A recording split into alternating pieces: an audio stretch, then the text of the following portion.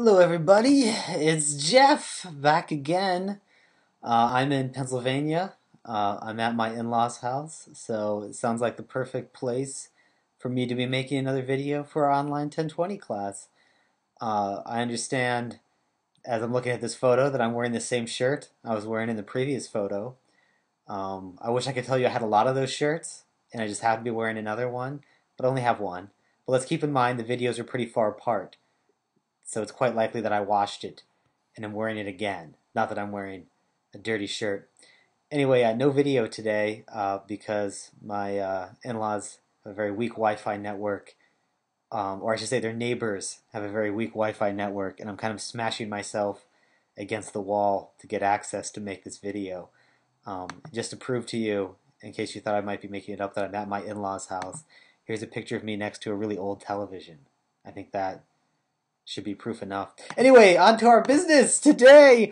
So we talked a little bit about chapter 4 of your assigned reading from the Scenes of Writing book in our last video. So in this one we're going to take a look at those two chapters before that, chapter 2 and chapter 3. Now again, I mentioned that chapter 4 is probably the one that is most relevant to completing project 3 because this is the one that's very much about critiquing genres, which is what you're doing for that project. But chapters 2, which are about reading or analyzing genres, using genres to read scenes effectively, and chapter 3, using genres to help you write.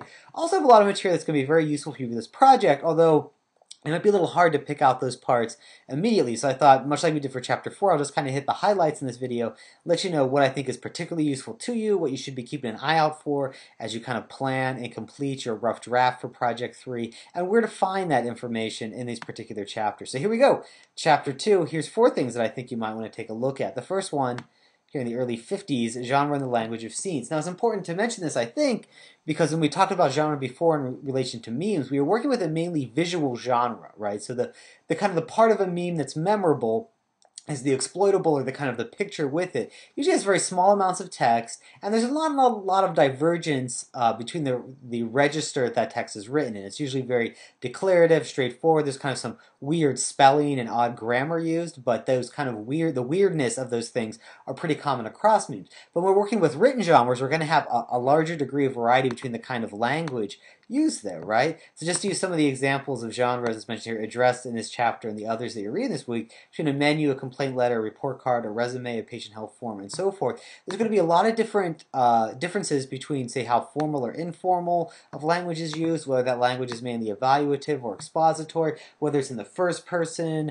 whether it's in passive voice, those kinds of things. So you want to be sure to pay attention to the language used in whatever genre you're taking up. Now, that's probably going to be part of your analysis, and it may be a part of your critique, insofar as you might think that maybe the language used is too formal, or too informal, or should be changed in some way. So that's something you want to keep in mind, the language used within the genre that you're studying. Number 2, genre as social scripts. This is kind of something that we talked about in relation to Project 1 and maybe a little bit in relation to Project 2 as well. There's a couple different ways that we think about genres as being related to sociality, or kind of the social units that share genres. So on the one hand, as mentioned here, genres usually are developed around social units that share similar objectives. So we're trying to do the same thing, the communicator and the receiver there. But they also kind of shape social interaction as well. So there's that kind of recursive process we've discussed earlier in relation to genres. Recursive insofar as, because people tend to do the same thing, or use the same kind of language or same kinds of commonplaces,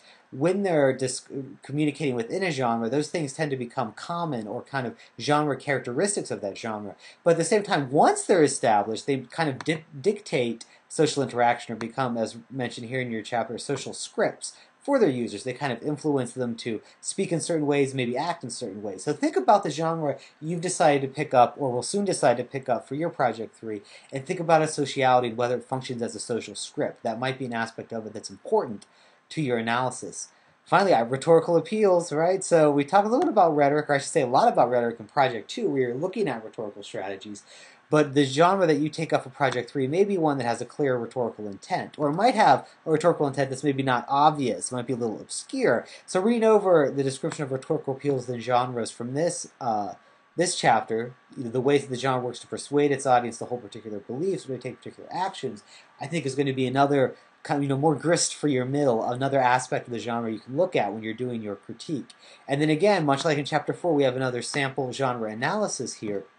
So this is another student sample essay. It's like an A-level essay. As I mentioned here as a caveat, you want to be careful. This isn't a critique of a genre, which is the assignment or the objective you're undertaking for Project 3. It's just an analysis. But at the same time, you have to do an analysis to do a critique. So a lot of aspects of this sample essay, I think, will be useful as models for you. But you want to keep in mind that distinction between analyzing and critiquing, one that's discussed at length in Chapter 4 of the text when you're looking at this example in Chapter 2. So you're going to have a lot of good student examples for you this time around.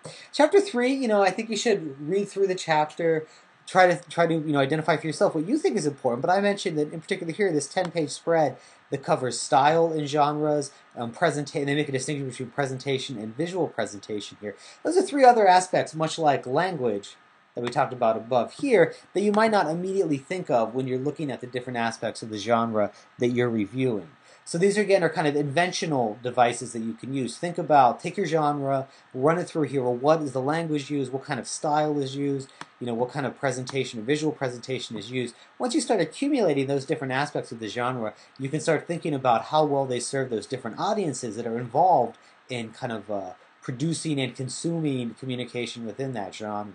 So if you have enough of those, you should be able to find some interesting things within at least some of those categories to base your critique, your analysis and your critique on. All right, so I hope that's pretty clear. I hope you have a fantastic Thanksgiving. I hope you have a nice couple of days off from school. And I'll be back in touch on Monday with more, if you haven't gotten your graded paper yet, that should be back to you sometime on Monday. And I'll be back with more videos on Monday for completing Project 3. And again, the rough draft of that project will be due Wednesday, a week from tomorrow. So that's all for me, signing off from Pennsylvania. I hope you're having a great day and you have a great long weekend. And I'll be in touch soon.